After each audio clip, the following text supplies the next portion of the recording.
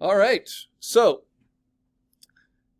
we have finished with our type design for the most part. Of course, I can always find things to nitpick about. And I'm just going to fine-tune a few things. It's pretty simple. I'm going to step this one down and out. Just straighten it up a little bit. Does that work? No, not really.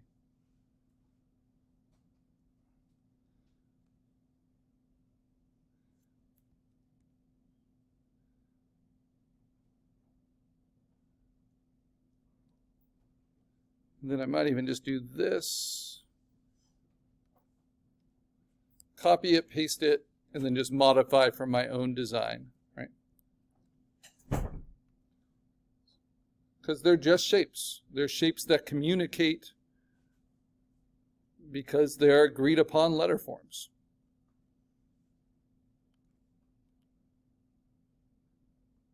And then kerning is very important, that space between the letters. Since I have it so tight there, it makes sense to tighten it up a little bit here, which might require growing some of these letters.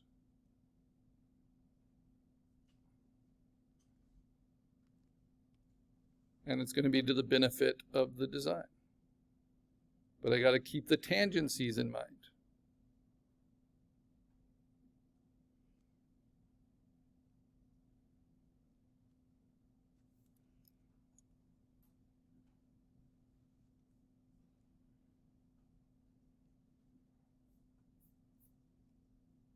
Yeah. All right. Almost done.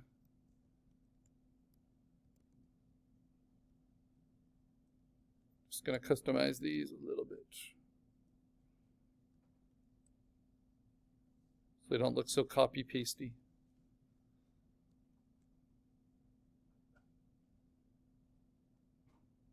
Because I might use these as t-shirt designs or as stickers. So I don't want things like that to bug me later.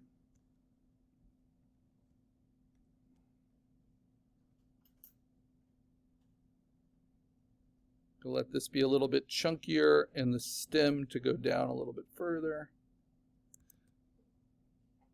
Annoying. Yeah, it's the shared experience of Illustrator.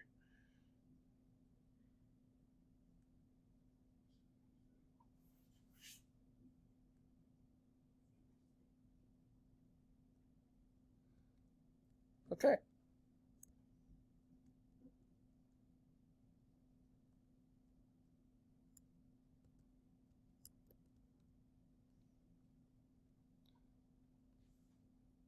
And then remember, you can do more than just use the pencil tool. You can also individually select anchor points, round them out.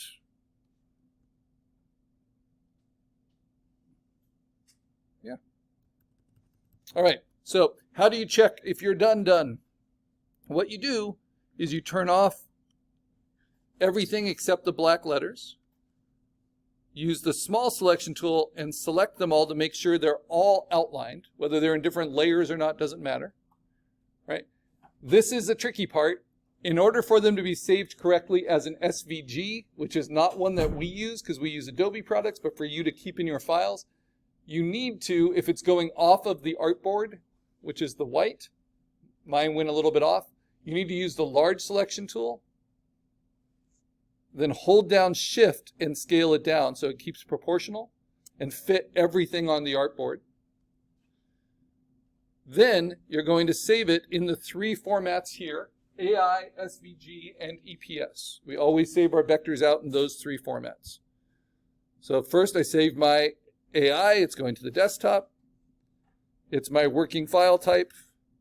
It is there. I'm going to mark it green. Then save as. You could also do save a copy. Save a copy will just put the word copy at the end of it. But I'll just do save as. as an SVG, and because it's all on the artboard, then it will save correctly. It will show with all of the layers, even the ones turned off. So that's why its icon looks different. This is a transferable vector format. So we do it in violet. And then lastly, we save it as an EPS.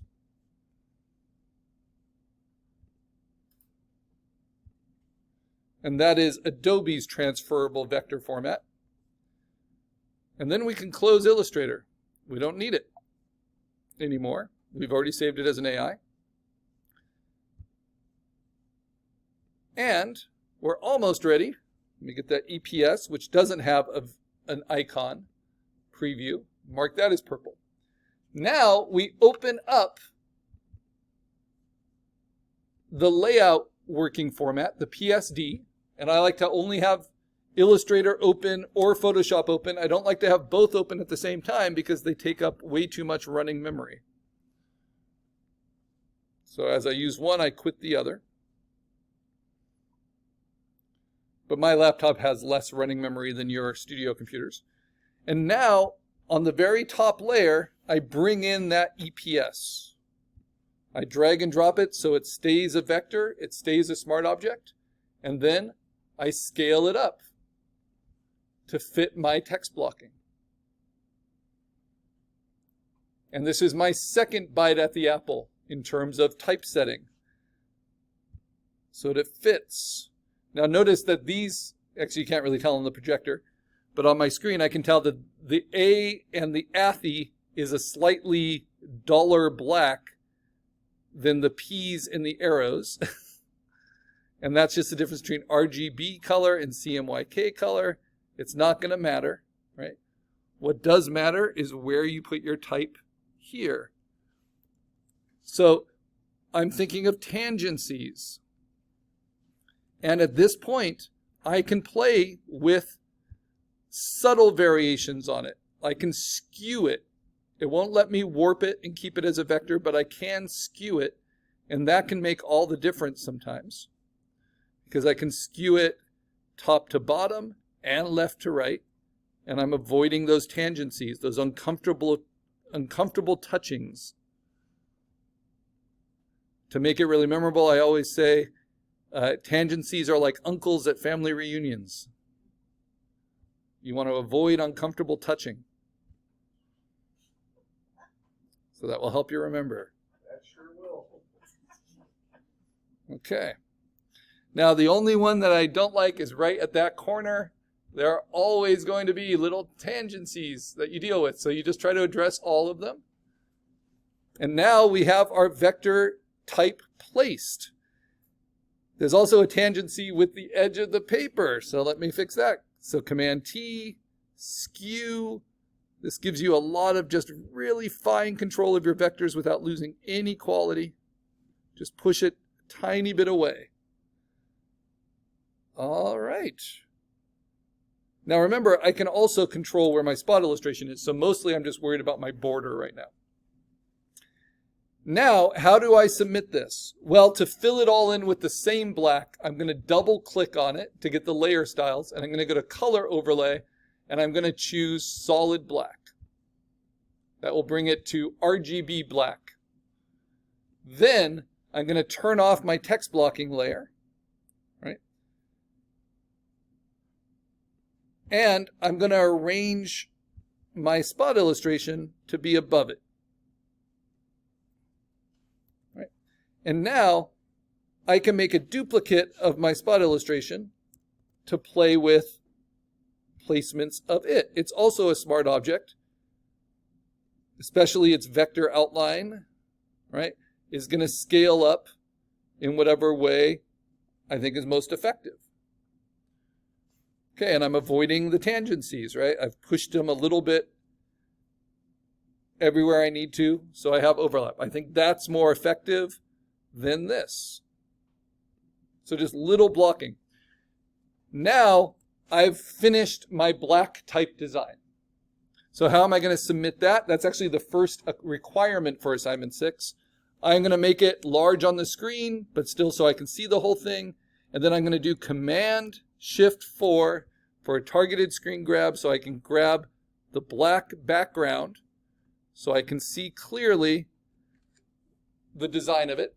And your black type should work as a poster, even with just a gray background black type. It's boring, but it should read, it should have the eye movement. It just doesn't have the pizzazz yet, right? So that becomes the first thing we submit. And I'm going to mark it orange. Now we've got to add color and we've got to add a background. And then I'm going to come around and help you guys. So to add color, I make a duplicate of the black text. Oh, that's my spot illustration. So lock my spot illustration. That's good. Make a duplicate of the black text. Lock whatever you're not using, right? And now I'm going to double click it again to colorize the black text. And instead of a color overlay, maybe I'll use a gradient overlay. And I just want to keep it pretty basic. So what's the complement of red? That is green. So I'm going to go to the greens, since there's a lot of red in my illustration. And I'm just going to pick something to start with.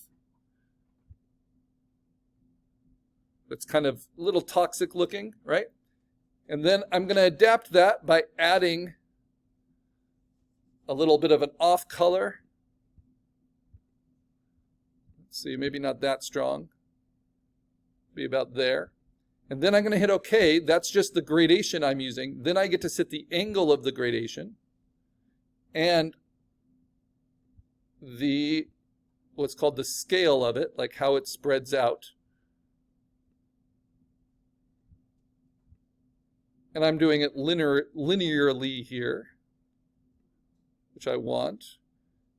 And if I feel like I want that kind of red and green to show up a little bit more, I just need to push these closer to the edge and push these further.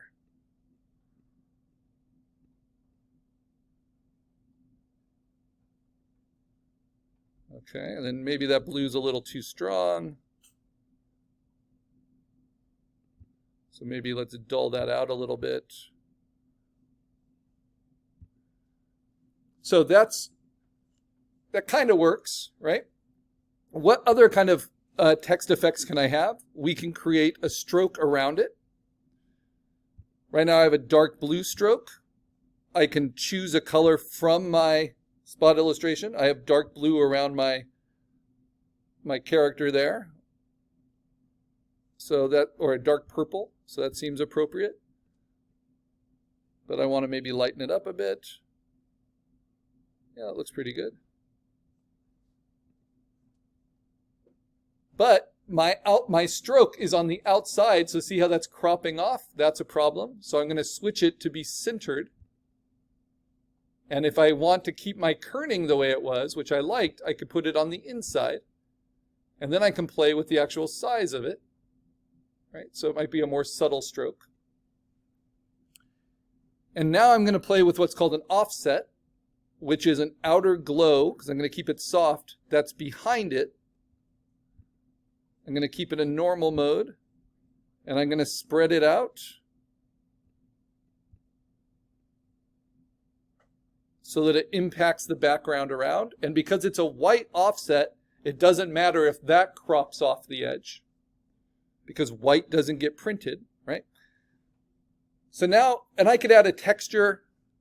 One thing I like to do is just make a duplicate of the type and then rasterize the layer style. There's lots of things you can play with your layer styles. And then I'm going to go to image adjustments and levels and really darken it, just like we did for duotone color, right? Limit the highlights, kind of make the shadow version of it. And then I set it to dissolve. And this is just a way to give it some quick texture.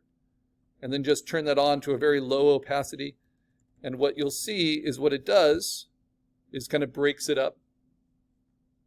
So without that, looks very clean, but I want it to have a little bit more visual presence. Now I need a background. So gray is a default. That gives me the shape. How am I going to do the background? Well, what I could do is double click the gray and fill that with a gradient. maybe a different gradient, right? Fill it with a texture.